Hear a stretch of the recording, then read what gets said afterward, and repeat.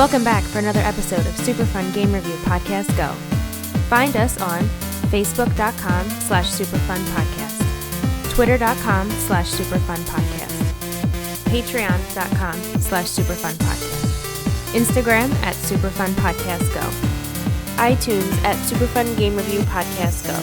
Thanks and enjoy the show.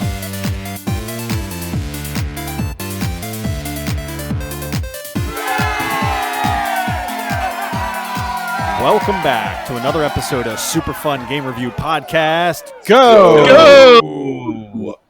To my right this evening, the Pink Dragoon himself, Mr. Steve. Pink? Oh. Death gives birth to tears. Tears give birth to anger. When anger turns to rancor, it opens the path for war. The Moonchild, Joe. Do you want me to give you a knuckle sandwich? And everybody's favorite wingly, Mr. Clark. Yeah, it's a war. And I'll be your host this evening. Shauna made Dart go check himself. Oh, Jesus, hold on a minute. What? What was that? Bless you. Hold on. I get to cut that out. Was that Russian that you were speaking? Yeah. Got to make a callback later, so you can't cut it.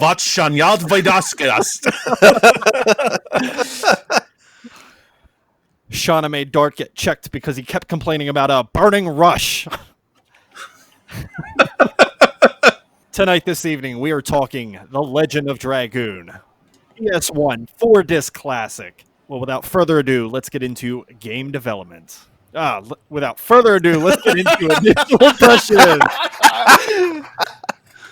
It's going to be a good night, guys. Yeah. It also sounds like Harry's going through a fucking wind tunnel. He's like breathing so heavily into his microphone. He's so excited. All right, who wants to kick it off with initial impressions? Initial impression. My initial impression is I played this game on the PS1 and I really enjoyed it, but I never beat the game and I was kind of excited to get back to it, and I kind of feel like I was in for a nostalgia shock. So yeah. Joe, do you have any early memories of this game, or is this all a blank slate to you? This is pretty much a blank slate for me. I've heard good things about this game. I was kind of looking forward to getting into it. I've been having an itch for like the past 8 months of wanting to get back into a turn-based RPG, and I wanted to scratch it. Scratching that itch. If you have an itch that persists for more than 8 months, please use a healing fog. Yeah. I was going to say some kind of topical cream. Yeah, I was going to say, how are you going to take care of the crabs otherwise? Steve, what are your impressions on this game? I was aware of the game. I never played the game. I had like a couple friends who had it, mentioned something of it. I think the only other reference I have to the title was the anime that I watched like back in 7th grade or something, which I can't even remember to see if there's any. Double Dragoon? What's that? Double Dragoon? Yes. Wait, hold on. Yeah. There's an anime for Legend of Dragoon? Yeah. But I don't know if it's this story, but possibly. But yeah, I'm pretty sure there was an anime. So yeah, I mean, this is getting back to the roots of RPGs. So I knew I was in for a long ride with any other classic RPG from PlayStation. So no, I was looking forward to it and wasn't disappointed. That surprises me about the anime. I haven't heard anything on that. I know of a manga on this series, but yeah, as far as anime, completely oblivious. Yeah, I mean, I may be completely getting that wrong, but I almost feel like there was an anime of it. But I may be wrong and just thinking of something else, but I was pretty sure there was something having to do with Dragoon in it. That's all I got. Cool. Well, my initial impressions, and before I even start, thank you for... Oh, never mind. I was going to say thank you for whoever turned off the fan, but I hear it again. That's me. Yeah, I know. I know it was. It's going to be 100 degrees in here if I turn it off. Jesus. Do I have air conditioning? It's my air conditioner that you hear. Yeah. Oh, okay. Fair Otherwise, we're just going to have a hot, wet, sweaty Joe. enough. Yeah. Leave the fan off. You're going to be sloppy Joe by the end of the night. Jesus. I'd put that on a bun and eat it. So, okay, this is one of those games. This game eluded me for a long time. I played it over and over and over again. Every time I got better and better at the game, but something always corrupted my file. And every time I progressed in this game, I'd get a little bit further, and then there'd be corruption of my data. Get a little bit further, and then corruption of my data. And after beating this game for the podcast, I was only a couple hours from the end of the game on my last playthrough. Oh, really? Did Yeah. that make it hurt just a little bit more to know how close you were? Yeah, a little bit. Like the last place I remember playing was when you're climbing the tree. Remember when you're walking up the roots and everything? Yeah. Yeah, that was my last save prior to this playthrough that I remember. So yeah, I pitched this game for the podcast because I beat games for the podcast, and I knew that I'd push myself to finally beat this game if I put this on the docket. So that was my biggest reason for adding this to the list. But why don't we go ahead and get into game development?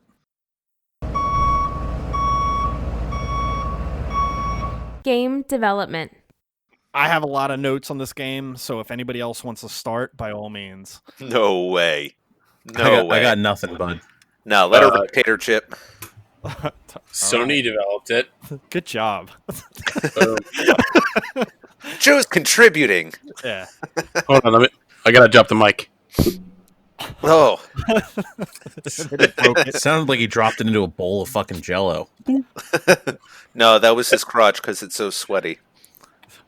Nice. Jello? Sweaty Yeah. Jello. Hey, you don't know what he does in his free time. You know what? I don't. You're right. And we shouldn't. Quarantine has been bringing out the worst in people, so We're the best. Hey, he's finding like a whole new world. So He's been building that shed full of Jello. He's just diving in it. It's what's full. for it. It's not for the lawnmower or the weed whacker. It's for the 1,500 boxes of Jello that he's going to put in a baby pool and roll around naked in. There's going to be some whacking going on in there. Joe's Jello Daddy. Jello Daddy Joe! Jello Daddy Joe. JDJ. he's getting off on the word jigglers. Stop, don't say it. Oh, God. Oh, no.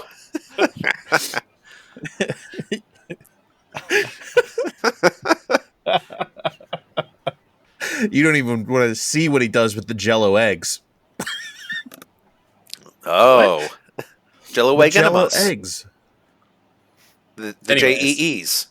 Just blew Joe's mind. He's like, oh, my God. I never thought of that. Tapped out on that one. Yeah, you're tapping that one, aren't you? All right, I think we're done with Jello. No, just for now. Joe will never be done with Jello. How dare you? All right, so this got released in '99 in Japan, 2000 in America, and 2001 in Europe. It had a 3-year development cycle. There was started out with a small staff, but ended up being 100 plus members working on this game. The game in total cost $16 million. Ooh, that's a good chunk and change for that day. Yeah, it's due to the U.S. market that they got their money back. It didn't sell amazing in Japan, but it really took off in the United States. It sold over 1 million copies. Like I said, it was mostly in the U.S. I think it was only like 150 or 200,000 in Japan. When they were designing names for the characters, they all sat in a room and between the letters of A and N designed 100 names, and they all voted on the names that they liked the most and paired them up with the character that they thought would benefit most from that character name. And Lloyd got the vote. Darn, Japanese, Miru, Steve. Hatchel, Lloyd. Either I'm here to try to end the world. Name's Lloyd. You probably read all the text in that voice the entire game. That's all I saw with it. I got the Dragon Buster. This is mine now. I'm going to take the moon, child. We going up into space, darling. The additions were originally designed to make players feel like that they were a part of the battle. I like that.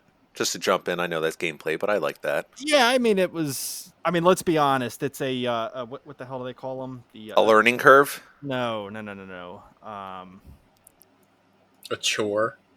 Well, yeah, these are all facts. Boring. No, what do they call them when they're in, like, what do they call them in Until Dawn? An overused trope.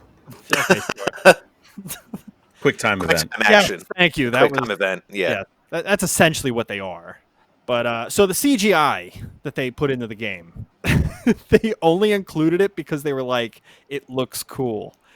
And if you like, I know we've had this discussion a million times, but when we talk about PS1 games, I remember like living for those CGI moments in a PlayStation title. And not to beat a dead horse, I know we had that discussion a million times, but That poor horse. but I think it lives up to that nostalgia of the PS1 games as well. Just like getting through a chunk of the game just to be rewarded with one of these CGI scenes. I think agree. that was the only generation that I felt that way too. Just to kind of Yeah, no, I agree. that. Yeah. Mm-hmm. I can't wait to talk about those CGI scenes. Oh, later. I know. They're going to come up for multiple categories this evening. Fan testicles. So, as far as like the game placing, it was top 5 in the PlayStation charts for 5 months. That was in the US. And then it was second place right behind Pokemon Gold and Silver in Japan.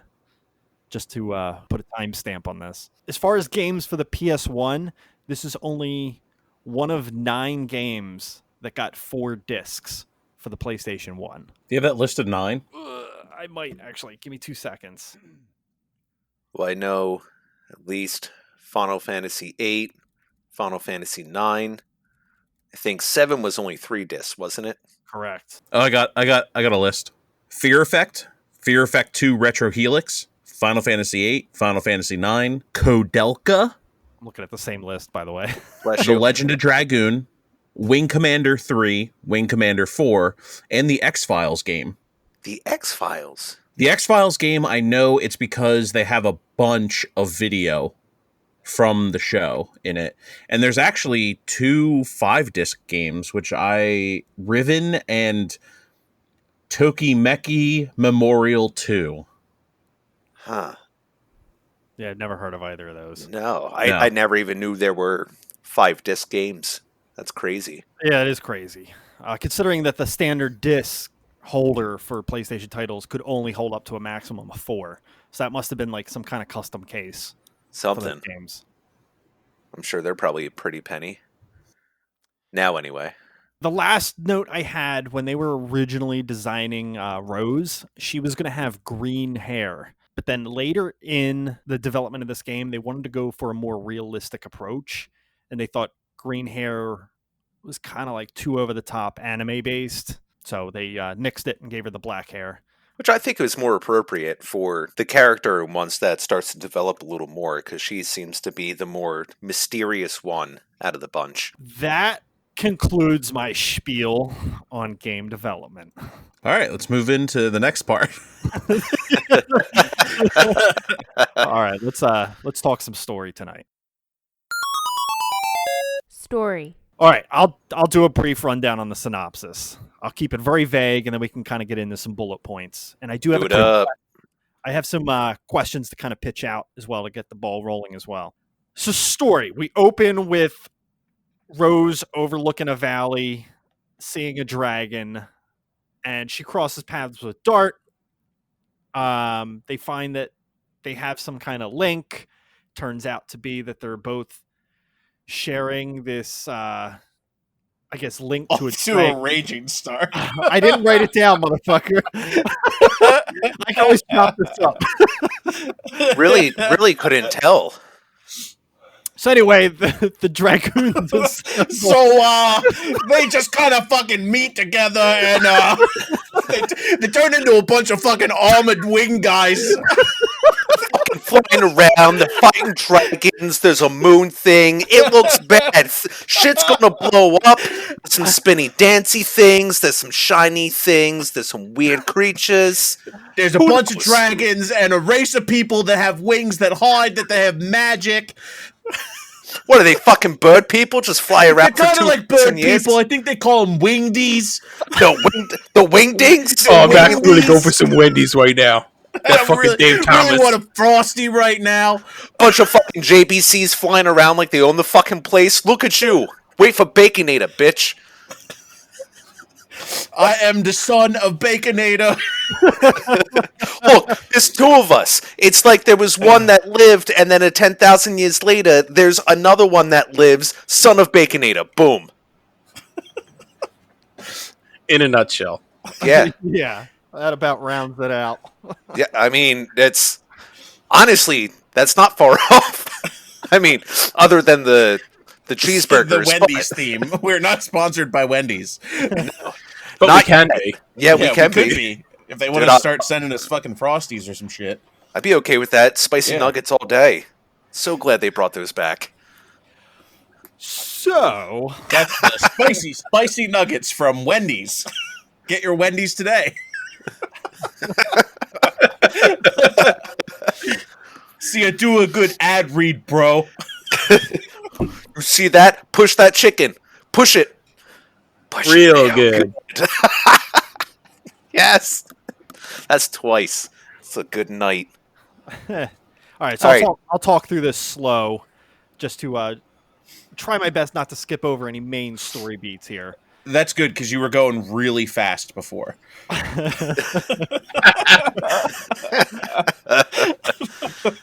No. Synopsis means just put the whole thing in a paragraph and you'll be okay. We don't need a novel. Yeah, You got no, this. I know, and there's too much here to kind of hit all the story beats. So Right. And we do actually have this entire rest of the segment to touch on it. So exactly. give me the deets. So Dart is on a quest to find the black monster.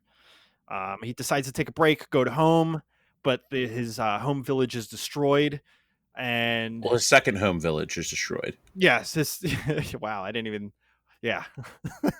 So yes, his second home village is destroyed, and his childhood friend is held captive at the castle.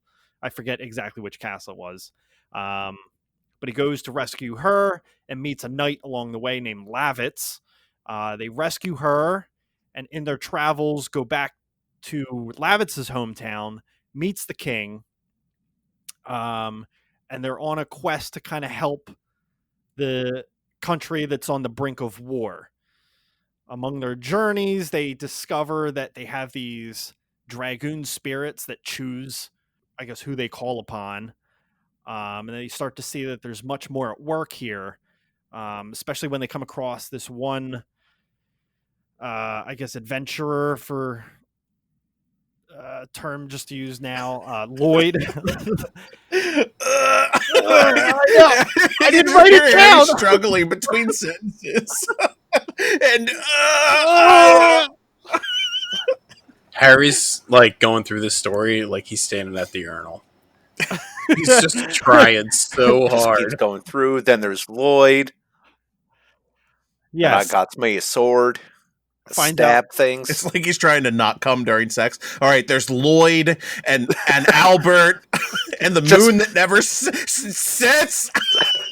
Just stare at the ceiling. There's the moon. Think of the moon. Think of the moon. Think of the moon. Think of the moon. Baseball. Granny, no. Margaret Thatcher naked on a cold day.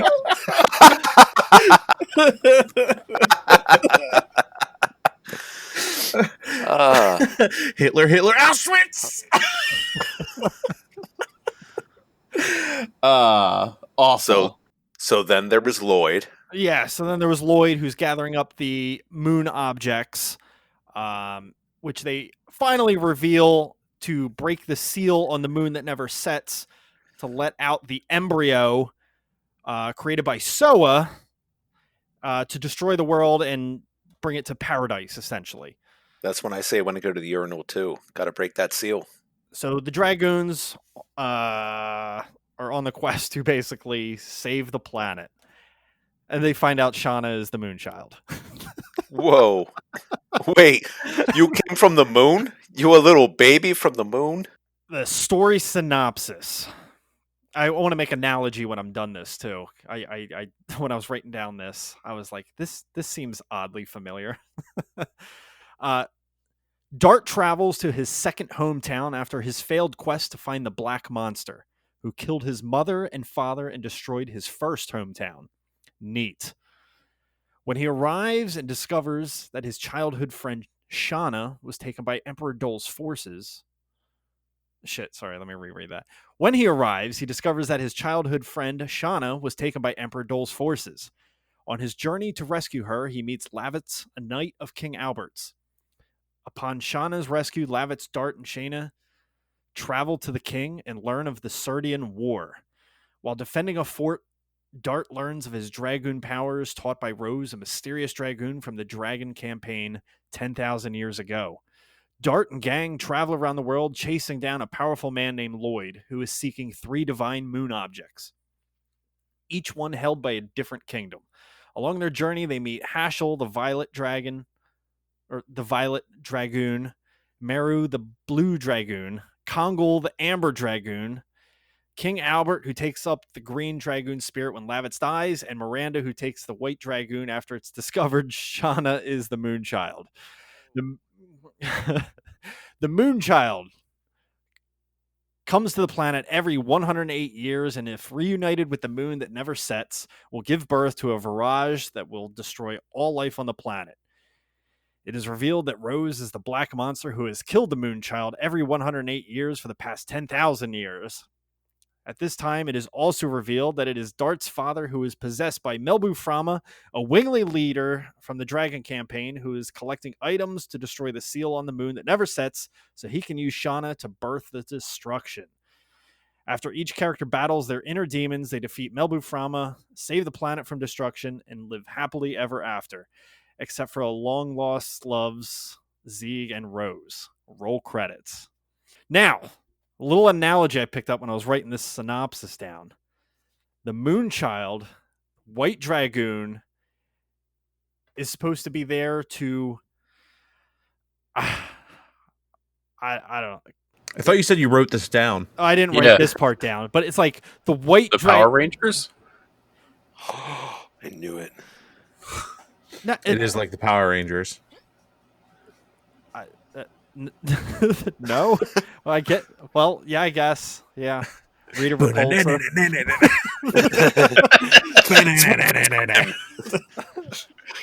But I don't. It's so like, in a certain sense, the White Dragoon.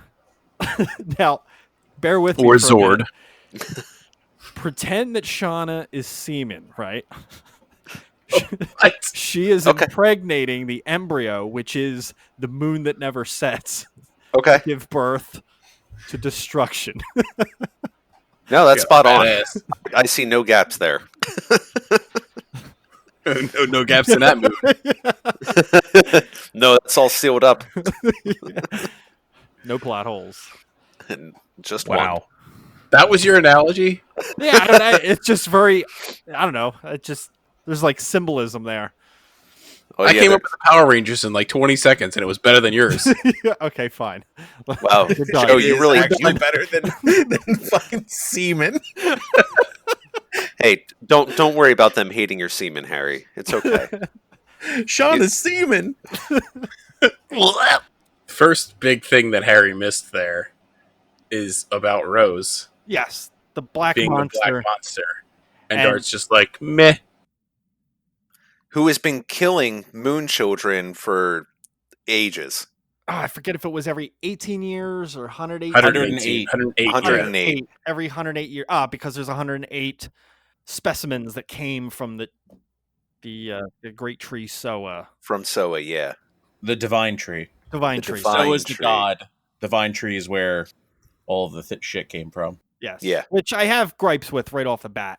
Because I'm pretty sure I encountered over 108 different monsters in this playthrough. If you think about it, they're all species of their own. I'm not trying to get into arguments right off the bat, but anyway, So number one, how did you guys feel about the Black Monster reveal? Bullshit. Bullshit. It was kind of obvious though. The first It was telegraphed cutscene. from the first 5 hours of the game. And then just, No, so like you could tell it was Rose in the one cutscene because it was an outline of a dragoon. I think it was the cutscene when she went back to Neat for the first time. on the Like- first disc. Yeah, Mm-hmm. and you could see it was a dragoon, and I'm like, well, to me this just makes sense. And then it was just a waiting game for fucking 20 hours until they were like, it was like revealed, and then like I said, Dart was just like, meh. He was so meh about it. It's literally 5 minutes later and a day in game that he's just like, no, it's okay. I came to terms with it. Like, good for you. Like, you know, your fucking entire family got fucking obliterated by this person, and you're just like, you know what? Whatever. We've been palling around. Like, no. Well, I think at the same time they did that reveal, he discovered his father is still alive as well. Because that was that whole scene where basically Dart's father explains the whole Shauna is the moon child, Rose is the black monster, we're taking her body so the embryo can be birthed and destroy the world. Like it was So he's been hanging out with his long lost stepmother, basically. My biggest complaint about the whole like father reveal is that as soon as Dart finds out that Zeeg's his dad, he only ever refers to him as dad or father. And it's really annoying. It's like, dude, just space yourself away from it. Like, it's obviously not the fucking person that you thought it was. Like, let it go. And he's like, daddy, father, dad. Like, fucking chill out, dude. Like, the guy hates you. I hate to tell you this, but like, you should like distance yourself, bud. I almost feel like they kept that in just because to try to still keep that connection of, hey, this is still it is your dad. So they wanted to touch on that and not let it go to the wayside. But I completely agree with you. It's like, really? This guy's like the biggest dick. He really isn't a great father. You know, it's like he went away for a little bit and then he comes back. He left you for how long? He just runs out. He's like, sorry, son, I'm going to go out for a pack of smokes. And then you just see him when he comes back to blow up the world. Great. He must have, like, Dart should have picked up that he was acting out of character, though, and realized maybe something wasn't right there. That who was acting out of character? His father. I mean, why would his dad go? He to was try 8, dude. Yeah, everybody. I have memories back to when I was like 5. Yes, but do you understand character before 8? Or do you have misconstrued memories? Yikes, that got deep. Yeah, well, It's the truth. Like the thing of it is, like, he probably has very limited memories of who his father is, and that guy died at Neat.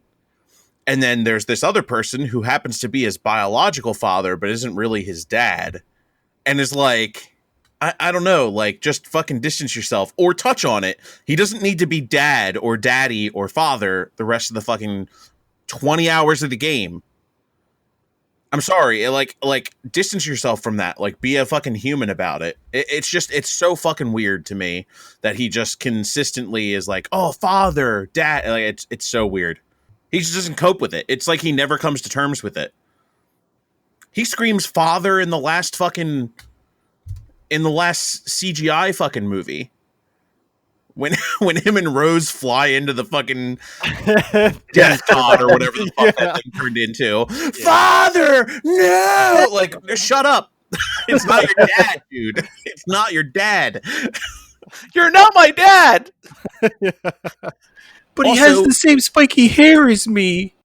Also, Zeeg has no like care for Dart. He's a being that is over 11,000 years old. Yeah. Dart is like 25 tops. He's a speck of dust to Zeeg. He has no reverence for that child at all. Based on the amount of time that he has been alive. Like, it's just fucking ridiculous. And he just uses the whole father-son thing to toy with him. Yeah. I mean, to be honest, though, so I know he has this whole dad thing, but, like, it wasn't even his dad. He was possessed the whole time. So I don't even know why he was using that. Like, this Melbu Melbu the one that took over Zeke's body. How did he even know that that was Zeke's child? Hey, he's been around for a bit. Unless he was watching through. I mean, Zeke's he would have been entire he would life. have been Zeke already. Zeke was never actually Dart's dad. Yeah, he was. Like, It was the so when physically. the time. So they basically explain it at the very end why Zeke got possessed. That he, I guess, how did he do it? He channeled his spirit. So during the Dragon War, he channeled his spirit when Zeke killed him into his Dragoon spirit. And Zeke didn't use his spirit again until that attack on Neat. I don't know, 18 years ago in Dart's past. And when he activated the Dragoon spirit, that's when he popped out and took over Zeke's body. It's very quickly explained near the end of the game, but that's how he got a hold of Zeke in the first place, 10,000 years after the Dragon campaign. So that whole time, Zeke was living his life as Zeke. It was just the last little bit. I'm not gonna lie, the story gets really fucking convoluted at the end, and if that is the actual truth, I have even a lower opinion of how this story wraps up. In general, I will say I think there's a big drop off. Actually, the entirety of Disc 4. I think everything is really The solid. entirety of Disc. Yeah. I love everything up till the end of Disc 3, but Disc 4 I think takes a big drop in quality. It's like they almost Love is a very strong word for that. What's that? Any part of this game after Disc 1. I think in general the story is pretty solid. I think it's solid up until maybe the end of Disc 2. This could have been a 20-hour game and it would have been much better. See, that's interesting to me because I hated the first 2 discs. And then Disc 3, I was like, okay, some of this actually makes kind of sense. Like, it's coming together now. This is kind of nice. Well, so I here's the really thing. enjoyed Here's the Disc thing. 3, There's and then I was a like, lot oh. of like filler. There's a lot of filler in all of this game. If you cut all of that out, you get a 20-hour game that is concise and great. But I think that filler weakens this. Personally. Which filler are you talking about specifically? Herschel. Badlands. Oh, really? Herschel? There's no Beat- reason. I was fully expecting Herschel to come across his kid during the actual gameplay and not just during that last bullshit section. She's dead though. That was Dart's mother. That Haschel so- is Dart's grandfather. Grandpa. Yeah. What? Yeah. So Herschel's daughter, Claire, is Dart's mom. So Herschel is Dart's grandfather Yes. from his mom's side. I didn't get that. Surprise, Joe. Surprise. You're learning more about the game afterwards. But so like the ghost ship, no point to that. Ugh. No, there's a point to that. It gives you the backstory of Shauna's past and how Rose fucked up on this cycle. Like she was executing every cycle flawlessly, but she killed the wrong child. Shauna had a twin sister. That's the one she killed on the ship. And she thought she killed the moon child, but Shauna was actually the moon child and she was alive. There's a lot. There's a lot that could have been summed up in conversations or text instead of having to be entire areas.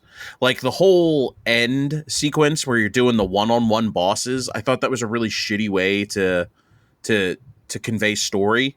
They're like, how can we do story in the most uninteresting way possible? Oh, one-on-one battles. So if you have somebody that happens to be underleveled or things like that, you're fucked. Or you're really stuck. And then you're going to have to go fucking grind. This game expected a lot of grinding. And I just think the story is way too drawn out. You can make a concise, meaningful story out of this, but I don't think it's a 45-hour story. All right. Well, let me hop on to another question here, and this is going to be like a two-parter. So as far as the 7 main characters, or dragoons rather, well, we can count Lavitz as well for this one. There's 9 then.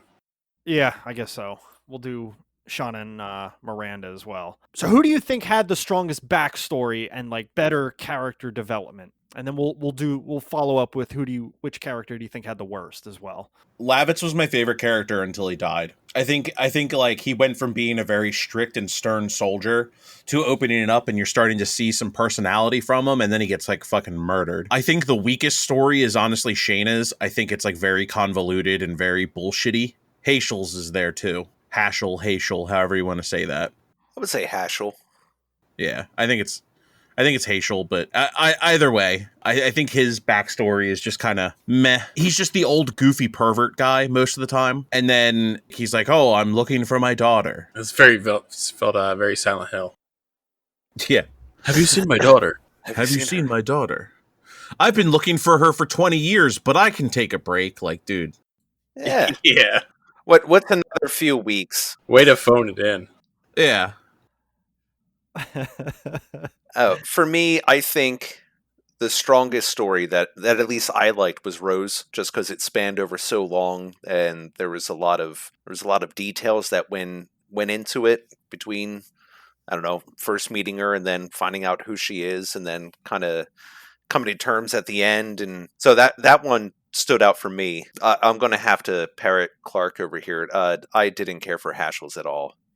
I mean, I get like Shayna being like the love interest and the Moonchild. I'll at least give her being like the Moonchild as like a one-up, but it's like, oh, I used to be, the headmaster of this martial arts, and oh, I pushed my daughter too hard and pushed her away. Where did she go for so long? Oh, okay. Now I found out. Oh, she's fucking dead. Like, yeah. Oh. I mean, all right, that sucks, but I'm sorry, I just didn't really have too much invested into his. I would say my favorite is, and I'm drawing a blank on his name, the King. Albert. Yeah. Albert. I liked Albert because similar to Lavitz is that he became king at a young age, and then like learned the history of his nation and like why it was where it was at, and then like saw that he wanted to change things. So like there was like that gradual progression for him too, which was nice. And the least interesting was honestly Dart, like because other than Where's the Black Monster for 3 fucking discs, there was nothing. That's kind of true. There was literally nothing. It was oh, I found a new character. What's your story? Oh, I found a new character. What's your story? Let's be friends. And there was nothing about Dart until the reveal of Rose. And even then, he just blew that off. That's the worst part about his story. He's the worst character. One little cutscene of them having a small conversation, and it's like, oh, okay, we're done here. Like, oh, okay. Nah, you good. You've been fighting by my side for a while. Yeah, exactly. You've been fighting by my side for maybe like a month tops. We're cool. Just like, are you gonna tell Haeschel that you killed his daughter too? It's like, oh, by the way, that conversation. Yeah, it's like, oh, I murdered your daughter, but we're still going to be cool, right? We're good. All right. Yeah, I think I'm going to go with Rose as the most interesting backstory. Not only does she have her history with the Dragon campaign, but she also has her history as the Black Monster. It's just like this really dark past that she had to live through, which I thought was very interesting as far as a character standpoint. My least interesting character, I think, is Miranda, which I think they introduced her as a new character extremely late in the story, and at that point I'm already invested in my characters at that point that I can't really care for another character that late in the game. And she was just a fucking boring character. Yeah, and she just like tried to take charge in the group in a certain way, and that kind of irritated me. Like, nah, these guys have been working together, like they know how to do shit, and she was just trying to like, bitch, you know how long we've been with each other? Get out of here. I don't know. Her character in general just irritated the fuck out of me when they put her into the cast.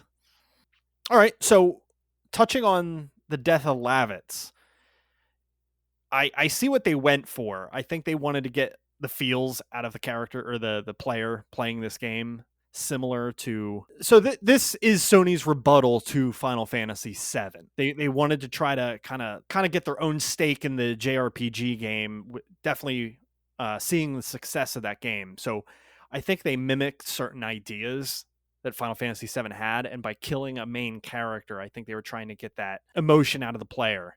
What are your thoughts in general on the Lavitz death? I was not expecting it that soon. So I was pretty bummed out because I finally just started, like, actually seeing him die. I'm like, son of a bitch. I just started really getting good at his additions. And then, Albert joins along. So I'm like, okay, it's not wasted. I don't know. I liked his character just with, like, at least his honor and whatnot. But there was a part of me, and it's like how emotional Dart got. It's like, oh, this was like your buddy for what, 5 days, maybe a week tops, and yeah, it's gonna suck, but it was just, I don't know, I think that was a little overdone and just seemed a little forced. Although I will say, it was pretty neat that they brought Zombie Lavitz. I know he was controlled, but lack of better terms, like Zombie Lavitz back at the end. I'm like, oh, okay, what's up, bud? Haven't seen you in about 35 hours. Or 40 or 50. Okay. Yeah, depending on who's playing. Yeah.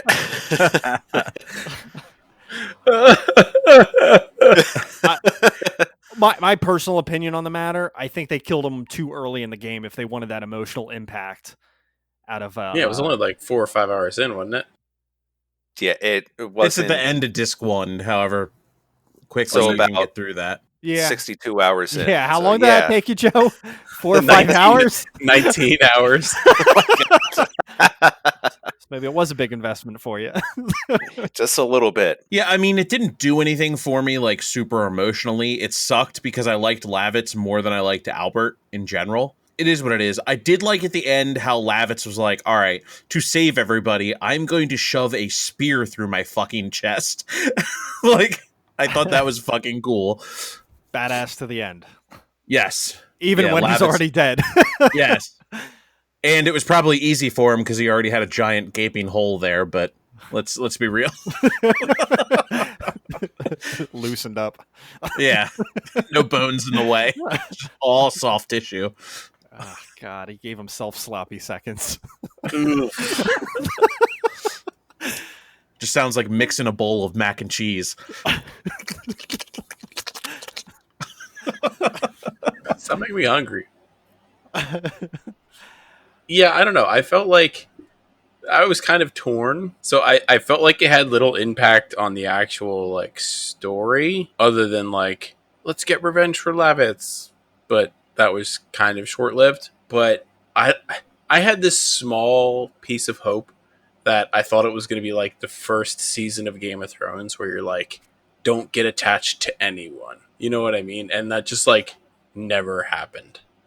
I was like, ah, man, like, he's the only one that dies, son of a bitch. So you were hoping for more deaths. Yeah, I was kind of hoping for a change. Like, a lot of the JRPGs like this are pretty similar as far as that kind of stuff goes. Like, there's none out there that are just like, yeah, guess what? You're going to lose a party member. Suck it up. Like, every disc or something like that. Joe wants a roguelike JRPG. I mean, Joe, yeah. you should check out XCOM 2. Don't get attached to anyone. Well, do you guys have any other thoughts in general on story or any story beats, characters, anything like that you wanted to touch on? I mean, I thought there were funny moments in this story. Like, I thought the game was very misogynistic towards women. Oh, very. Like, looking back on this game, I was just like, that's risky to get away with today. Like, because there was a lot of like especially early in the game towards Shayna that were like, hey, you should go over there and make sandwiches. You don't need to be the adventurer. Like, yeah, and she did talk about just wanting to be like a wife, and I think even Lavitz said you're going to make a good wife someday. Like, nothing else with your life. yeah. You're going to be great at that kitchen. You have nothing else to aspire to. Here's a vacuum. Wait a minute, I have a question. Yeah. Is that not what women are for? No. I am totally kidding. Tapping out on that one. And there was some funny inconsistencies that I saw. Like, at the end of disc 3, when you fight Lloyd, and, like, he runs off with one of the mood objects. I can't remember which one. and Dart ends up like punching him for some reason. You can see his sword laying on the ground in the background, and then like in the cutscene, Dart just like leaves the building and just like leaves his sword there. And then like the very next cutscene, he's just like, "Yeah, I got my sword again." No, there's You so know he doesn't many of need them. it. Yeah, he's Yeah. got so many to choose from. That was the backup. Filling my inventory up anyway, motherfucker. Oh my god, that'll be next. Yeah. Yeah, when we get into gameplay, whew, Yeah, that's. I have some issues. Oh, Steve, we know. did We you, know. Yeah. Steve, did you have anything else you wanted to touch on with story? I basically ran through my questions, so just like open floor at this point. Gotcha. No, I think that was a good way to go. I don't know. It's there's a bit of give and take with it because there's some things that really did stand out. I'm like, oh.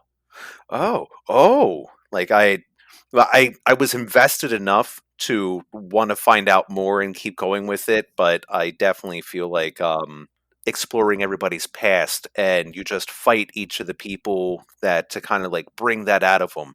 I just found that unnecessary. That just could have been cutscenes, but what are you gonna do? Is what it is. No, go ahead. Yeah, I was just gonna say, like, I think like I would have enjoyed it more if they sprinkled something about Dart somewhere along the way in those first couple of discs, even if it wasn't necessarily pertinent to the story, because like that was the hardest part to me. Like, kind of going back to what I was saying before, like it was hard to play because I was just like, every time I met a new character that joined the party, I was like, great, I got to play this character's backstory until I find out more about Dart, and then I found nothing out, and then I found another character, and I'm like, give me something. Just give me something about Dart. This is my main character. Give me a reason to want to play this character. Exactly, and it just feels like there was too much emphasized on the support characters rather than your main protagonist. Okay. Well, I think as far as Dart goes, they kept going back to that. I know I saw this cutscene like 10 or 12 times, but that one where Rose is standing in the fire and stabbing that Yep. one guard in Neat. How many times did you see that cutscene? I would say half a dozen, probably. Yeah. Well, you see, right? they spent $16 million on the game, so they really wanted to get every fucking penny's worth. So you get to see that scene 700 times throughout the game. I paid my money for it. Let me see it. You know, I didn't think until like the 8th time that I saw it that it could have been Rose during the reveal. Wait, what? No. No Never went way. No way. I haven't analyzed this hundreds of times already. Oh, another thing I wanted to touch on. One of the things that I actually thought was really cool, and I don't know if you guys did it, and maybe it's a gameplay thing, but I think it's more story. Did you guys go back and actually release the other Dragoon party? Like what the ones that were like trapped? yes, I did. Oh, like in the Coliseum looking thing? Yeah. Yeah, no, I went through all of them. But that's also because, disclaimer, I used a walkthrough for this because I didn't want to spend 65, 70 hours on this damn game. So I did have some leading to kind of push me in a direction. Plus, they're like, oh, well, you can get some XP. I'm like, I think I'll get some XP. Thank you very much.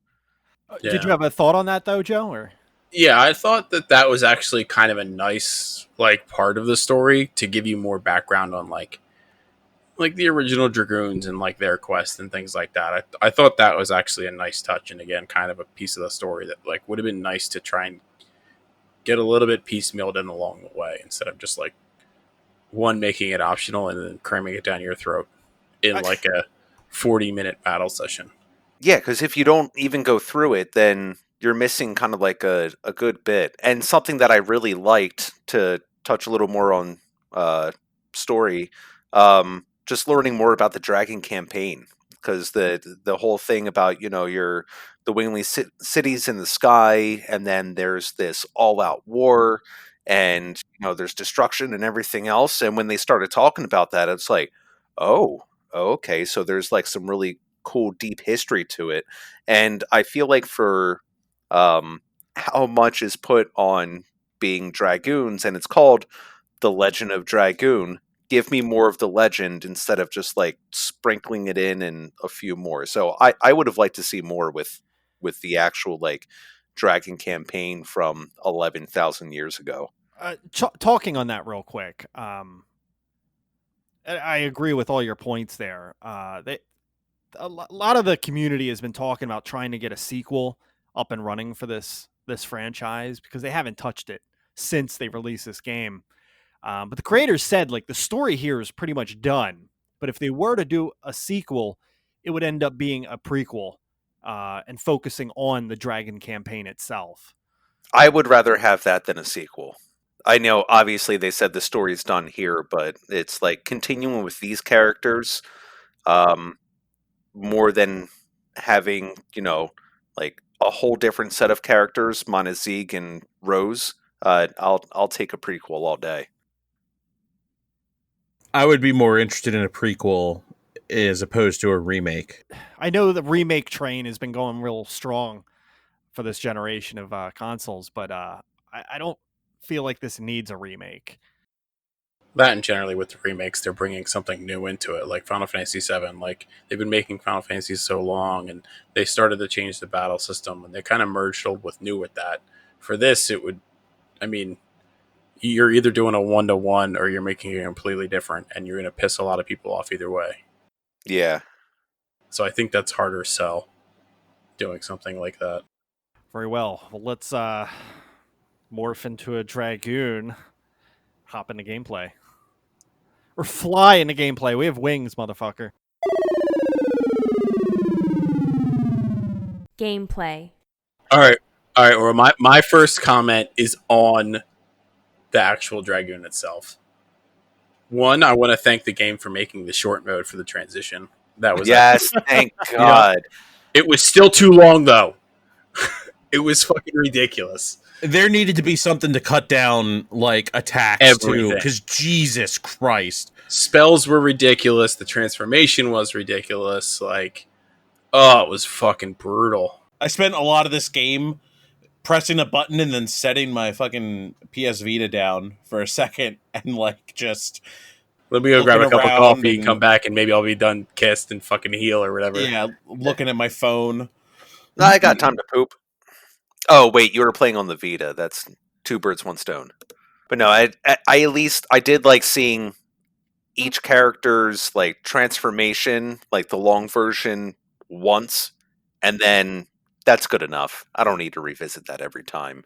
And then when you would finally level up, I mean, I don't know if you guys got all your stuff up to where you can actually use like the Dragoon attack. Some of those they just lasted. It was like a 35 to 50 second cutscene of just it coming in, doing its attack. And how many times can you really do that, like over and over? And then if you're using all three characters on a boss or something, well, there's 4 minutes of just like animation that I really don't need to see. The battles are already hard and long, wink, enough. I mean, I don't need anything extra put on top of it. You talking about battling assassin cocks? Yeah. And like the crap part about it was like I wanted to like the Dragoons. Like I don't know how like you guys played, but like when I was playing, like the damage I would output attacking as a Dragoon was less than attacking as not a Dragoon. In most cases. Some of it could be comparable. I mean, once like when you were doing like a main attack where you had like the Dragoon eye where you had to spin around and hit it, like if you hit it perfect, that actually did some really good damage compared to the regular, but that was so far and few between that it almost wasn't worth it. Oh, really? The only one. Were you struggling to hit the 5? Like on a perfect? Yeah. Yeah, a little bit with that one. All right. Because when you hit the 5th, just to pop in real quick, that adds the element of that Dragoon to the attack if you get the perfect. Yeah, the majority of my time I was hitting 4s. I was getting 3 or 4 most of the time, and the additions were so much easier that it was just, like I said, like it was either the same damage and I didn't have to deal with the stupid cutscenes, or I was doing more damage with the basic attack. Yeah, at some points the only time I really found it worth going into Dragoon mode is when you're using like Miru, or I think Rose had one, or Miranda, like for the healing, like for the party healing. So Yeah, that way you Miranda didn't had one, I think. yeah, so you didn't have to eat up all your items. I found it more worth it to go that route than, just eating stuff up. Otherwise, it's just pretty much you get used to the additions and you find which ones work, and then, put that with the right type of weapon and you could really do some good damage. With the Dragoons, my biggest gripe with it was that you couldn't transform back by choice, and that you couldn't use items while in Dragoon mode. Oh yeah, you're limited. Yeah, that's why I would use I was always tempted to use that Yeah, it's a yin yang. Yes, That's thank you, a yeah, yin yang. That's what I was you're looking. welcome. I was always so tempted to use that button because it's like you get everybody in the Dragoon mode right away, and you get the automatic Full attack. full attack. It just automatically happens on that. It's only for the Dragoon person that does the Correct. special, though. Yeah, Correct. yeah. But it puts you at such a disadvantage that you can't heal, especially if you have like an all damage party. It was just very risky. So I tended not to ever really hit that. Especially when you started getting like towards end game, and there were bosses that if you were like higher in, like if you were in Dragoon level, it was like one hit kill if you're a Dragoon. Yeah, there were a lot of like anti-Dragoon bosses in the game as well. Like the Dragon Buster, when you fight Lloyd and he has that sword. Or it was the Dragon Blocker, that staff. Oh, yeah. The Dragon Block staff. Is that what it was? Dragon Block Yeah. staff. And then you use it again in the Divine Dragon fight immediately after that. Same thing. Like your Dragoon Spirit doesn't work, or effectively work. It functions, but it's not great. Yeah, the best way to like towards the end of the game is to just get in and out of Dragoon mode.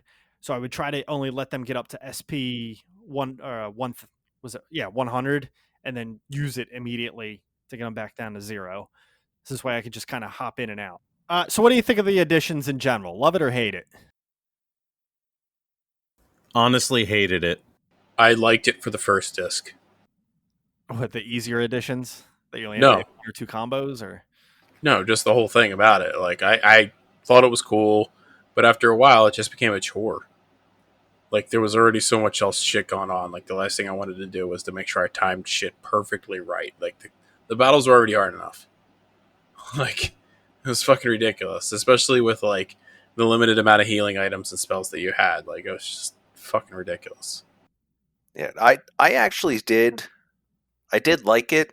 I mean, it did get annoying, especially when you're in a crucial point in the battle and like barely miss it, or I know with a couple of Hashel's additions, like they're so close together that when the enemy reverses right away, like you're not ready for that, to hit circle instead of X, completely fucks you up, and I'm just here like swearing at the screen. I'm like, you son of a bitch.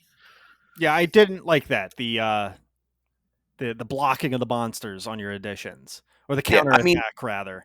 I wasn't fully against it, but on certain characters, it's harder to counter the counter than others. Because for some, like for Dart, like you may have a little more like extended time between each and every time you have to hit X, and then I'll just go back to Hashel again. And because he's using Fist and there's less wind up, it's like your time is cut in half compared to other characters to be able to respond to it. So it just comes up and it's like, oh, by the way, it's right. Oh, you fucked up. No, great. You just got 2 shots in for 82 points of damage against a 8,000 HP boss. Just do that 100 more times and you'll be okay. Yup. All right. So when it comes to there are ways of like breaking this game with the characters, and it's not with the level or the addition or the magic of the character, but it's with the equipment that you can put on your character. And there's some like really gross end game equipment that makes the game go from hard to easy mode. Like I don't know, The legendary armor.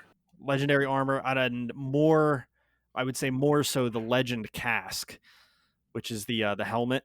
It raises your magic defense by like 250.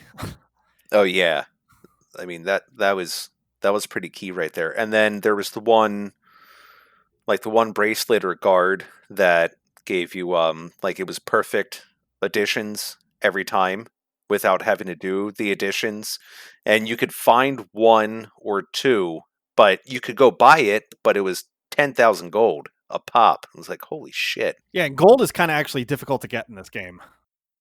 It can be, yeah. Well, you can get it. It's just a matter of being able to hold on to it because stuff just starts becoming really expensive. At least there were one of Dart's weapons. I forget what the hell it's called. I don't think it was the soul. Was it the soul eater? Yeah, the soul eater.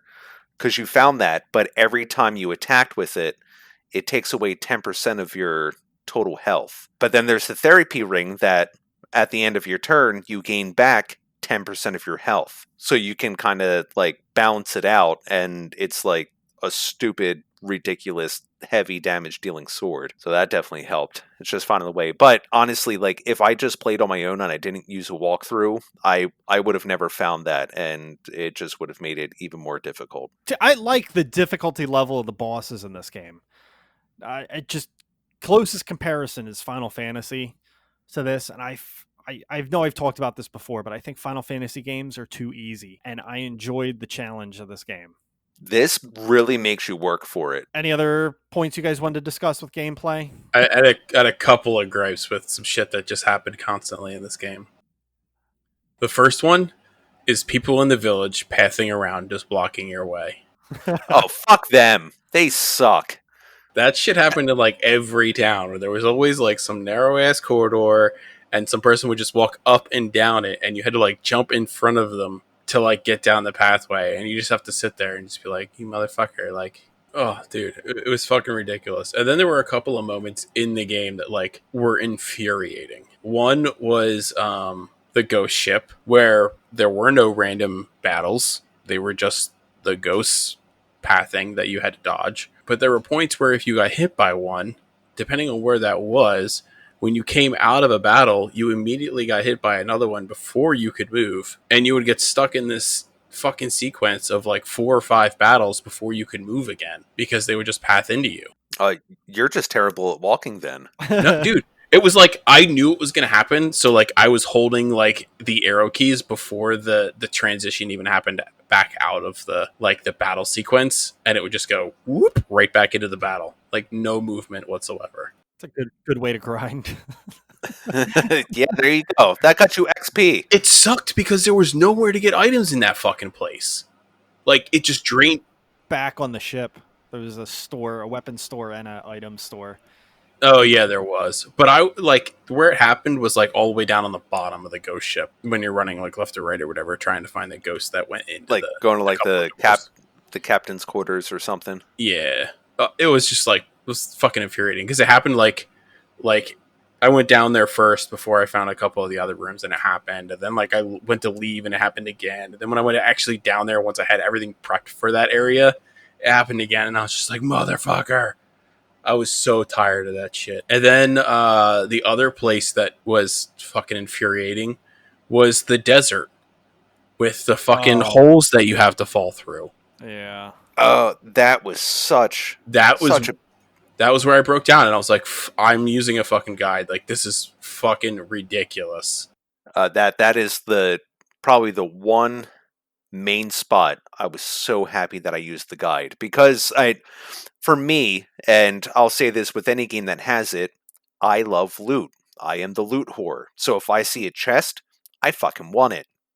So at least with that, I was able to look and see like what the different items were, and is it really worth it to find it? And plus that spot is so confusing, just trying to like fall into the sand pit at the right screen from here, and then you drop down there. That sucked. That really did suck. Yeah, it was fucking awful. I spent 45 minutes in there before I just broke down. I was just like, all right, I'm done. And then like when I pulled up the map, I saw that there was a couple of equipment things that I wanted, so I got those while I had the map up. But I was just like I got out of there and I was like, I'm done playing for a few days. Like, I can't do this. There you go. I didn't even think to look for a map. I just went with the text, and that even screwed me up.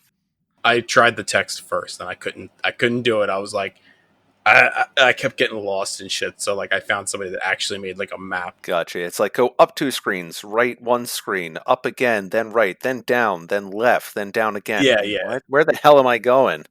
Yeah. And then when I you don't know. fall through, you'll when you come out of the cave, you'll be at the very beginning again, and you're like, no. And not again. No.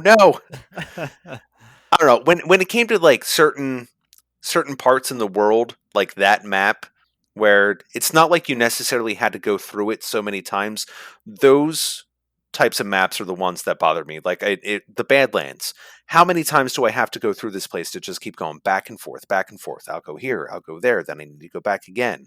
It's like it just gets so redundant after the 8th time that I have to do it, and I still have to go through like another 5 to 8 times again. It's like I feel like I'm wasting time. Exactly It's 7 times.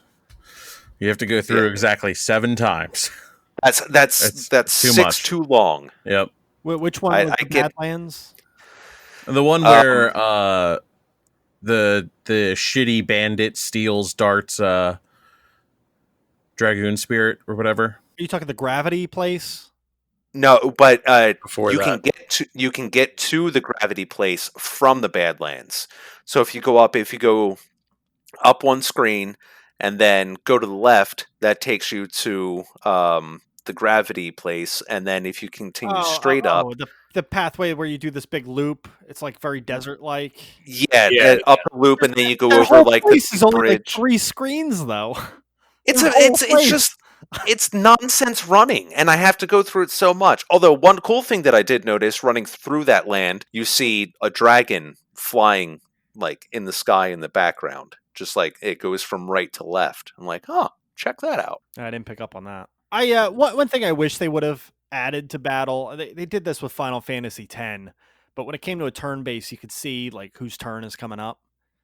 It was kind of hard to get. Like, yes, you had your faster characters, and sometimes they go back to back, but then sometimes the boss would get to go like 3 times in a row. yep. It didn't seem consistent with the turn based. And yes, you had your slower characters. Albert and Kongol were definitely slower and got to act less frequently. But just in general, I wish I could kind of gauge ahead. But like, okay, cool. If I'm only getting attacked once, I can hold off on healing. Yeah, or like, oh, I see that Rose is going to attack before the boss. Like, I'll do the heal with her instead, or whatever. Yeah. Right.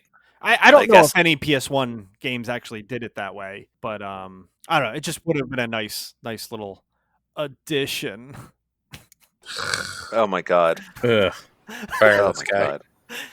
So I guess one more thing to pose my own question for gameplay. What was your main party? Because I know in a lot of RPGs, I was going to ask that as well. yeah, beat you to the punch. Yes, you did, sir. So since you were wondering about asking it, how about you go first? What was your main party, Clark? My main party was Dart, Albert, and Maru.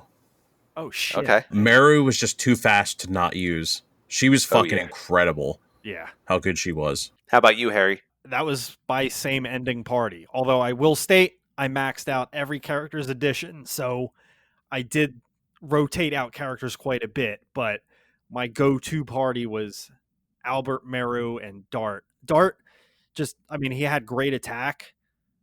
Albert had that defensive spell, which is game breaking. If you didn't use it, then shame on you. And Meru had that healing spell as well, in addition to her speed. So it was a very balanced party as well. That and Albert was a heavy hitter. Meru was just a quick hitter. I don't know. It just felt very balanced overall, like every aspect. One great magic user, one great defense, high in attack, high in defense, had healing. I don't know. I just altogether just great party. Gotcha. How about yourself, Joe? I actually had the same. Oh, really? Yeah, surprisingly enough. But like Harry said about Albert being a heavy hitter, like it was kind of ridiculous. Like by the end of the game, I had 2 of those addition items for Albert and Dart. Albert did twice as much damage as Dart, like on the last disc of the game for me. Like it was ridiculous how much more damage it would do. Yeah, I actually had Dart, Meru, and Hashel. So you're going for a quick party. Yeah, no, that was pretty much my That was my MO that I was going for there. So now hearing about Albert, I'm like, maybe that could have made a good bit difference. But I mean, at least you can see right there that it's obviously you can't change Dart, but you have, option between like 6 other people to change in and out of. So Meru is the highest one. No, Albert's Rose Storm was just insane. It basically did half damage on all attacks on that character for 3 of their turns. It was just gross. I mean, Albert would last a long time because he didn't go very often. I don't know. Just in general, it was just really solid. Haschel, on the other hand, just got on my nerves. As a character, I don't know. Like, he had the most additions to get through, so he was in my party for a good chunk of the game. But I don't know, just something about that character, it just annoyed me. Gotcha. I don't know if you noticed with his magic, his first attack did 50% damage, but then his very next spell did 65%, which I thought was a weird number to pick. Why not 75? Yeah. Why not 100? Why 65%? Like, why do I want to spend twice as much mana for just a 15% damage boost? Yeah, that's fair. I don't know. Who picked those numbers? Who fucking programmed that? The same people who were sitting down in the fucking room naming a character Lloyd. What do you expect? I don't know. Very, very odd, though. But no, I like... Yeah, that is an odd number, 65. Yeah. Yes, thank you. Thank you, Steve. No, You're welcome. Characters that had a variety of different magic as well. Like, not just all damage magic. Like, Rose had that, it was like a lifelink spell, which would just heal the party marginally. It wasn't a huge amount. It was better early in the game. Rose is not really like an endgame character. But just the ability to do damage and heal your party all in one shot was really powerful. Speaking on that, I'll end my tangent on this last one. But I did not use the White Dragoon much in general. But there is a certain combo with her that is just like game breaking. So she gains SP depending on her Dragoon level. So she, towards the end of the game, once she's like Dragoon 5, I think she's getting 150 SP per attack. That, and she's really quick. So she can gain Dragoon levels very quickly.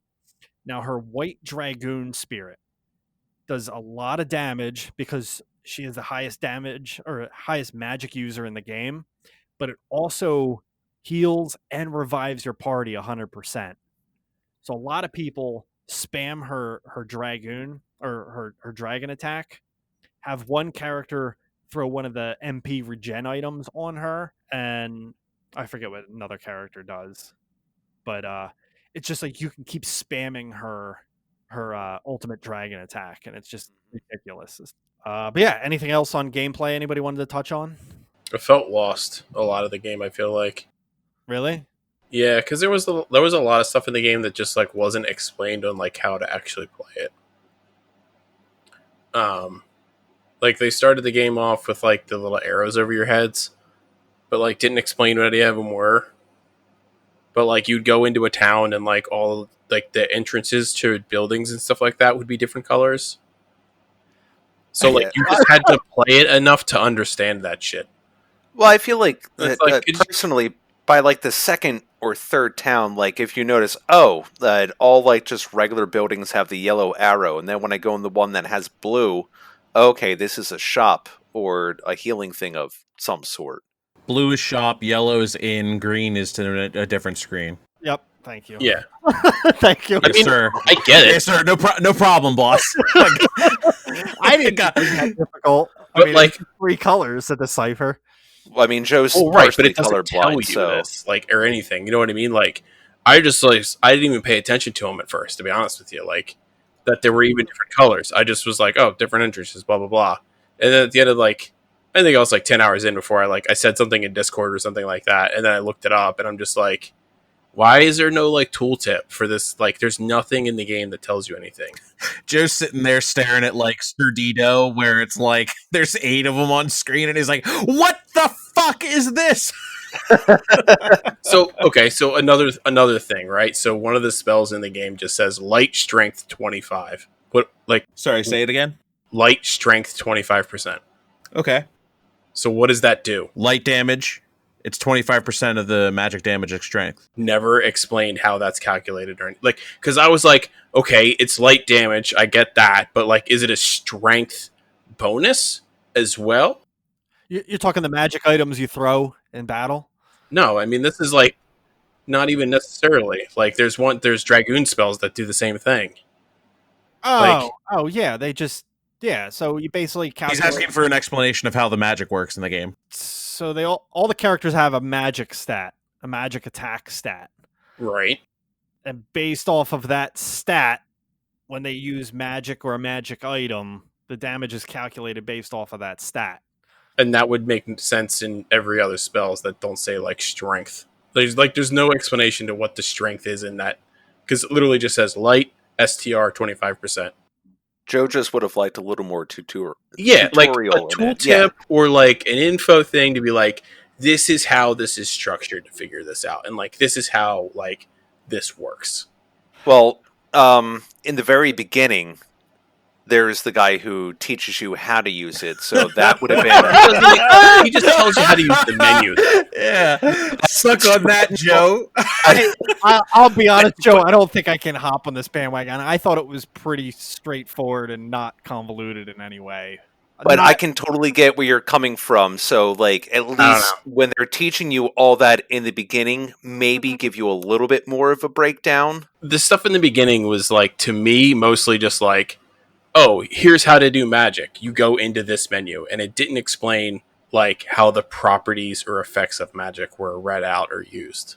No, just spam X as much as you can, right. And that's going to do better. Which is like, then where click on the button between attack and run away. Like, is basically what it said. It didn't say like what a strength modifier would be. I got you. Let's just transition into graphics.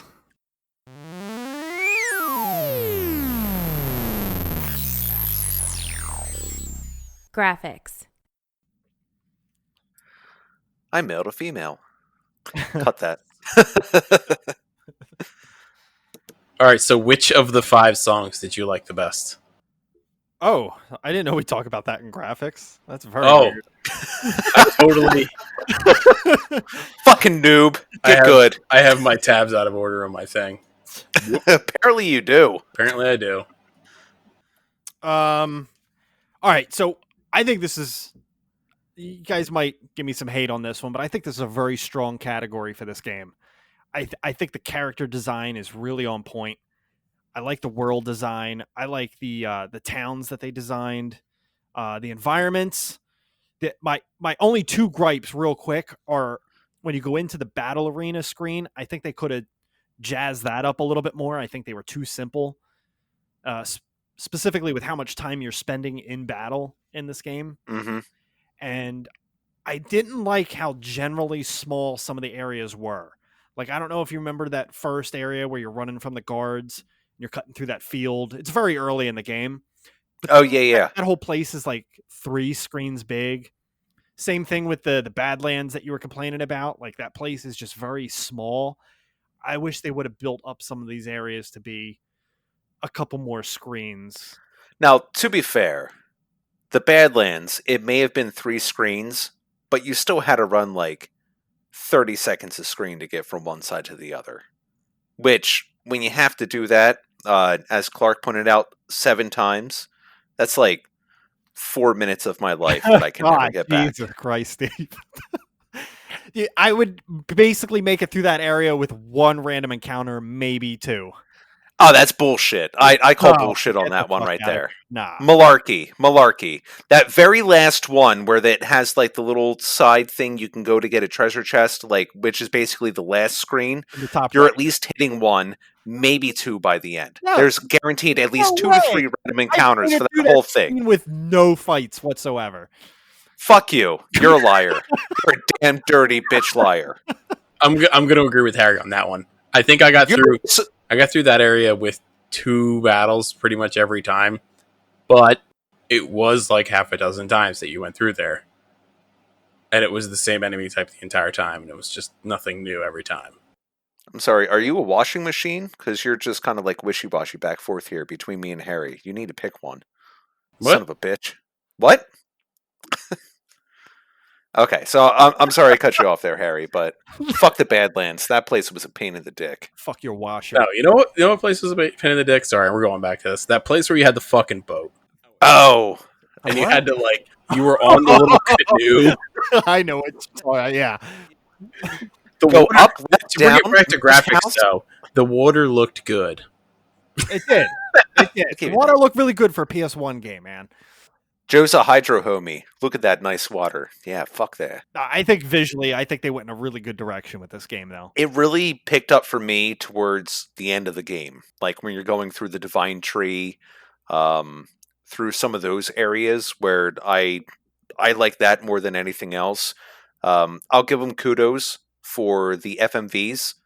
Those were pretty neat, and I know this will kind of go over into music sound a little bit, but actually having voice acting, even though it's not the greatest, it's there, and not a whole lot of games that at least I was playing, back in that day really had that. So I like the combination of the two. I like how all the characters' normal outfits are already color coded to what Dragoon spirit they were going to have. So when somebody came on with this like flamboyant outfit in a very distinct color, you knew they were going to be a Dragoon and what color their Dragoon was going to be. It's the Power Rangers. Come on. Yeah, but I thought it looked good. Some of the enemies looked pretty cool, like graphically. I thought they did some weird stuff with the enemies too, though. Like it wasn't like your normal bug type or humanoids and stuff like that. They did in that law place, you had to fight guillotines. Yeah. It's like, what the fuck is this? Yeah, and I was like, this is interesting. It took quite the turn. There's the weird spiders made out of skeletons and shit like that. That was a cool area actually for enemies. Yeah. Yeah, a lot of the enemies did have some really cool looks to them. That area had a really good background too.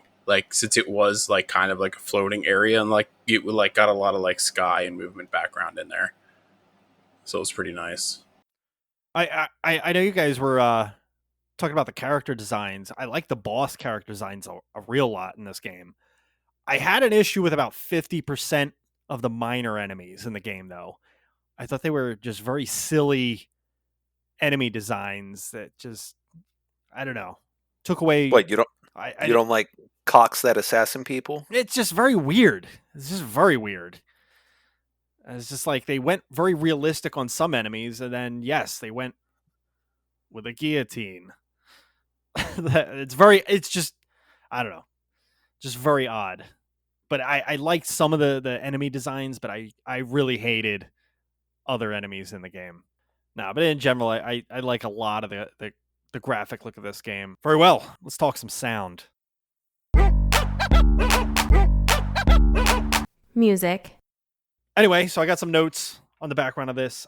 Dennis Martin worked with Takeo Miratsu. So I guess one was from the United States, one was from Japan. Now the weird thing about this is they kind of split up the work on the soundtrack for this game. They never met once while working on this game over the course of. One just had his portion of the project, one just had the other portion of the project, and then they just that was the game. Sounds like one of them did nothing. No, they both had different tracks. I don't have a list of who contributed what. So they originally brought on Dennis Martin, but because it was going to be 4 discs and the amount of music that they were going to put into this game, they didn't think it was feasible to have just one composer working on this. There were 4 discs? I don't get that at all. That doesn't make any sense to me. I know, because one of your bullet points, I think, is going to 5 tracks, which you would be wrong. You would be wrong. You're wrong. You're wrong now. He's going to blow holes in your argument now. Go for it. So Dennis Martin's theory when he started working on this game, he actually had free reins. They barely gave him any instruction whatsoever on designing the music for this game. So he originally went for a very percussion and ethnic instruments for his music in this game. But anyway, the development team came back to him and said, like, just to kind of compete and like kind of ride some of the coattails, like the Final Fantasy franchise, they wanted to go very heavy on memorable melodies. And he was boy, they knocked that out of the park. He was concerned with that though, because he hated this idea of repeating music, or he hated music being stuck in a loop. So his add-on to the music was adding groove tracks, which he felt could repeat endlessly. That was also I hate repeating, so I'm putting something in that loops endlessly. Which he, in his opinion, thought repeats endlessly. Okay. Okay. I get it, joke. Just go.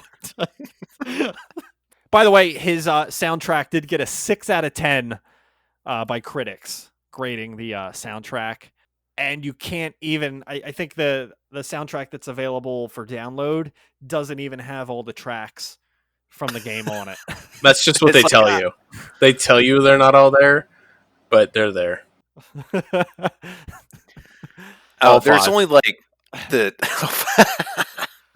I mean, there's like the only two that really kind of stick out. There was the two different boss battle themes. Like one started to feel like a little more, I guess, I hate to call it like metal, but it was a little heavier. Like, So you and got that's that. the only one. You got that one every 4 hours. Yeah, and then that was about it. I mean, it's a lot of the other ones were just, it was way too repetitive. I'm like, okay. Yeah. I barely noticed the difference in a lot of the areas, theme music, but what drove me fucking nuts was when you're doing like, you're in like the quote unquote cutscene where it's just a shit ton of dialogue coming up, and then the music flips to that like that hope I know song. exactly what you're talking about. I was going to bring that up and, too. and like it happened before the text came up, so you knew the dialogue was changing. And I was like, you knew what was coming. yeah, and you're like, so like you're going through it, and you go, and it's like, and then it gets all hopeful and shit, and you're like, all right, well, I guess this is going to be a good next thing. Like, oh, it fucking drove me nuts, and it was the same shit like every 2 hours for the entire game, and I'm just like, God, there's so much dialogue in here. Change it up. I know exactly what song you're talking about too. Yeah, and it felt out of place compared to every other track in this game. It did. In general, I actually like the soundtrack in this game. I think it's a pretty strong soundtrack in my opinion. Minus that one song. I fucking hate that song. But I like the post-battle music. I like the general battle music for your generic battles. I like the boss battle theme. I really enjoyed that track at the very end of the game for that last boss, even though it was very way out in left field. That track felt very out of place. I don't know. I like that one song with I think it's at the beginning of the second disc when you're in that the castle with that river that goes through the city. Oh, okay. I remember the music. I really like that. It felt very beachy in a way. Yeah. It fit the tone of the... I get that. It was a nice change when you started up that disc and like loaded into that area. I'll give you that one. Yeah. You spend a lot of time in that city though, and coming back to that city. There's just a lot that goes on with that place. Now on the flip side, I wanted to touch on the voice acting a little bit. Oh, 11 out of 10. Great. It took me 54 hours to realize it was Shauna or whatever instead of Shayna. I'm like, what? Yeah, you'd only find that out in that last cutscene. Yeah, I called her Shayna the entire time. I was right there with you. I had an ex that spelled it the same way. It was called Shayna. So I'm like, oh, here we go. And then Shauna. Yeah. I'm like, what? Hold on. Like, did you really think that's how that would be spelled? I like the voice acting of their additions, though. I think that was hilarious. It was hilarious, but it wasn't like great by any means. And I thought it was weird that Rose would say something before the actual end of her edition. And she was like the only one that did that. She's She that was confident that she before got it. it off. Yeah. Exactly. She knew what was coming. Yeah, she'd be like, die, and then do the name of the Slink. edition or something like Yeah. that. Oh, I know what you're talking about. I think it was just for the thrust that she would yell. It's all about the thrust. Giggity goo. Getting it. Penetrating thrust. Hell of an edition. I don't know if you guys noticed, there was a couple additions in the game that the soundtrack didn't match up with the words that would pop up on the screen. Yeah, Fury of 6 or something. Fury, yeah, it was actually Fury of Sticks. Flurry of Yeah, but Sticks. it's supposed to be Fairy of Sticks. Yeah. Fury of Sticks. What? Furious Dicks. What? I didn't catch that. There was a late, either the last or second to last, Alberts did the same thing. I think it was supposed to be, I think it's Gust of Wind Dance. I forget. Gooch in the Finance. Gooch in the Finance. Gooch in the Finance. I know this isn't music or sound, but there was a couple typos in the text as well. So what are you going to do? Yeah, I thought that was hilarious. Because I remember seeing the one when I was playing through, and then Joe posted it in the Discord. I'm like, yeah, they weren't 100% on this. Apparently, spell check wasn't as strong back in the late 90s. But no, the voice. So I give a pass on the voice acting with the additions. Where I do have a real struggle is the voice acting in the CGI scenes. God awful. The worst. Yeah. Absolutely terrible. You almost became a... Yeah. It's like, one word, I'll give you that. Piecing together a sentence, no. It's not working out so well. He think says Rose the weirdest fucking way, too. Rose. I think the only time that I can think of where it almost seemed to come together was when you were in the church and the guy was explaining the divine tree. Like, that actually seemed, I mean, the voice was more put on, but at least it was, a functional sentence, and in the very beginning. But that was even still kind of like it's bad. Like the first sentence that came out of his mouth. Yeah, that was pretty much it. It still sounded like this whole thing sounded like a really bad B movie. Oh no, look out! And then pause, and then something comes in. Ah! Oh, that Shauna yell in that last CGI was breathtaking. I know. It was.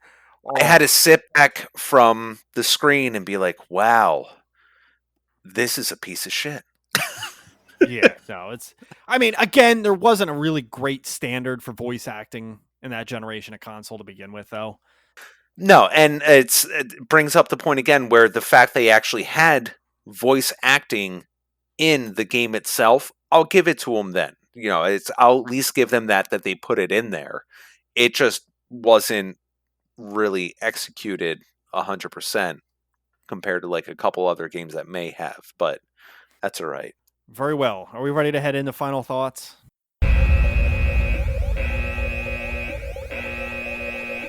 Final thoughts. Let's do it. Let's bring out our black monster and do this. Whoa. Okay. Come on, we've all showered together. You know what I look like. Well, if he wants me to pull a black monster out.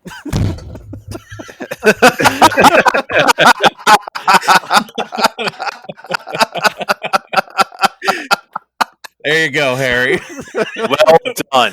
Well done, sir. Let me just turn on the webcam. No need. I have a live feed. Oh, wait. Oh, shit. You weren't supposed to know that. That's what we call it when I turn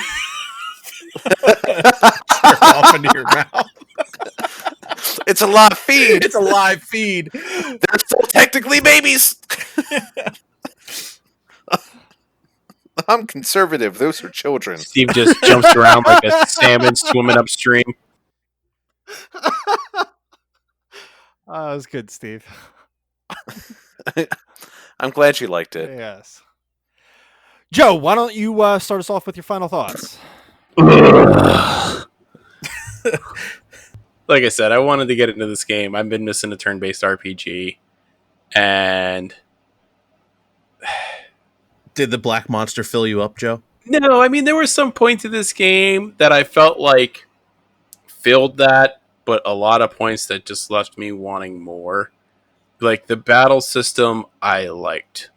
As far as like obviously it being turn-based, the additions they got old, but they were feasible. I think it just makes me appreciate how good some of the other turn-based RPGs are. I don't really get what the hype is on this game. Like you mentioned earlier, Harry, about a lot of people like want a remake, and they, it's got critical acclaim and everything like that, and I don't see that really at all. I was like set to play this game, and I was just so excited because I loved the game. Harry and I used to talk about this because we both got to roughly the same spot on the third disc back when we were like kids playing this. And I was really excited to get back into it because I had really fond memories. And boy, I just don't think this game holds up at all. I don't necessarily think it's fun to play. The story is, now that I have a larger knowledge of like video games and things like that and different storylines and stuff, I I think some of it is unique, but some of it is like very tired and like very trod on story aspects.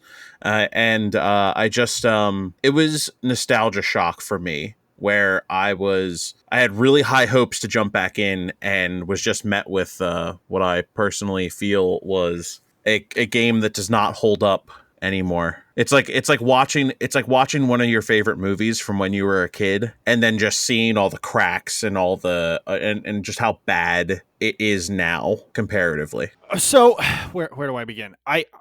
There's a lot of aspects I love about this game, and I know the story has its holes and its dialogue can be very wonky at times.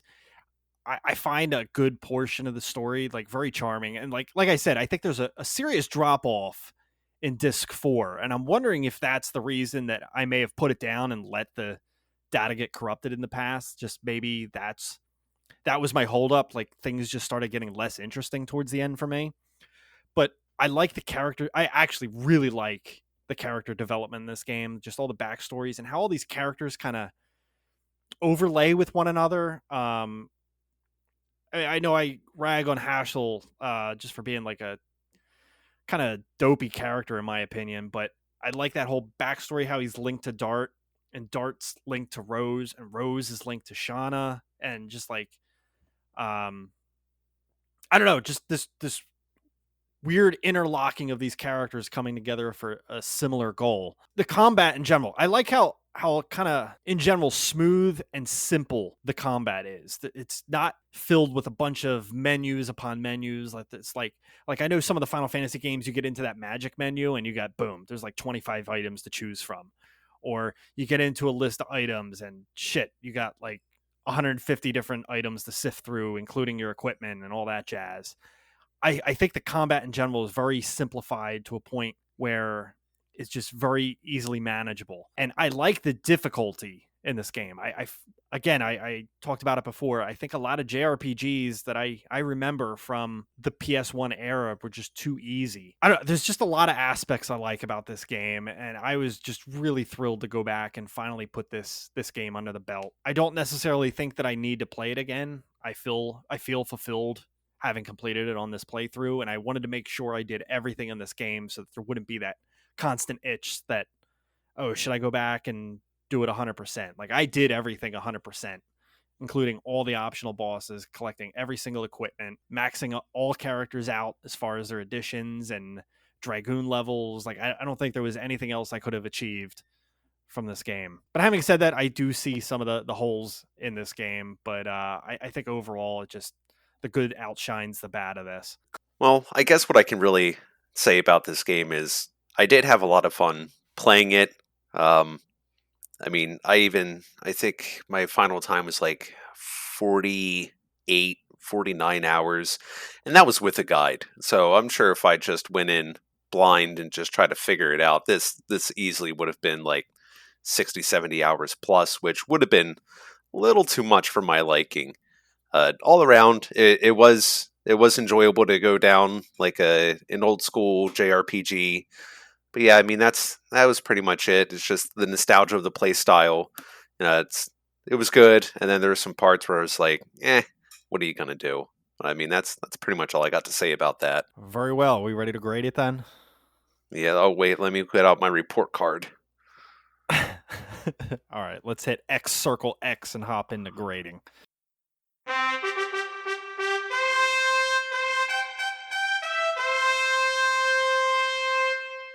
The score. Joe, do you want to start us off with grading this evening? Sure. Like I said before, I really went into this wanting to like this game. There were some things I did like. It wasn't that much of it. My score is going to be a 43%. Whoa. Oh. Yikes. All right, Clark, let's follow up with your score. Yeah, I'm going to give this this is definitely a rental or just a skip, honestly. I don't know. Yeah. Okay. Steve, you want to go next? Yeah. I mean, I don't really know where I want to place it out. I'm somewhere between. There's not too much in between a C plus and a B minus, but I think it's probably going to tilt more towards the C plus. Is what I got out of this. Okay, well, I guess I'll be the oddball then. I think this is a solid entry in a PS1 era RPG. I think the storytelling for that time is definitely above the average. I'm going to give this a 9.0 out of 10. Damn. Wow. Yeah. He's smoking that crack. Yeah. Crack is whack, Harry. I think it's a solid game. Hey, Harry, can you re-intro me for the score? Clark, let's do your score next.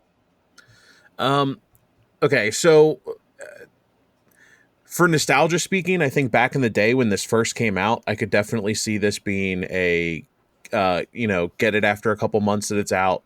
But now I think it's skippable. So I would pass on it. Okay, very well. Hey, Harry, can you re-intro me? Steve, let's hear your score. I don't want to fucking talk about it. It's stupid. Move on. Damn. I'm just... Joe, do you want to grade it again? No, Harry, you want to re-enter me? Careful, Harry on the second entries is usually when he pops. Not again, Harry. Ugh. All right. But you pop, the fun don't stop. Cool. Well, I think that's going to do it this evening for the Legend of Dragoon. What's our next game? Oh, Brutal Legend is our next game that we're going to be reviewing. It's going to be so brutal. It's going to be so brutal. So brutal, it's going to make your fucking head explode or something. Very well. All right. Well, we'll see you in 2 weeks. We'll see you guys. Stay lovely. Stay sexy. Stay safe. I love you. All right. Game over. Game over. Game over. Game over. Game over. Thanks for listening to Super Fun Game Review Podcast Go. Stay up to date on our Facebook at facebook.com/superfunpodcast.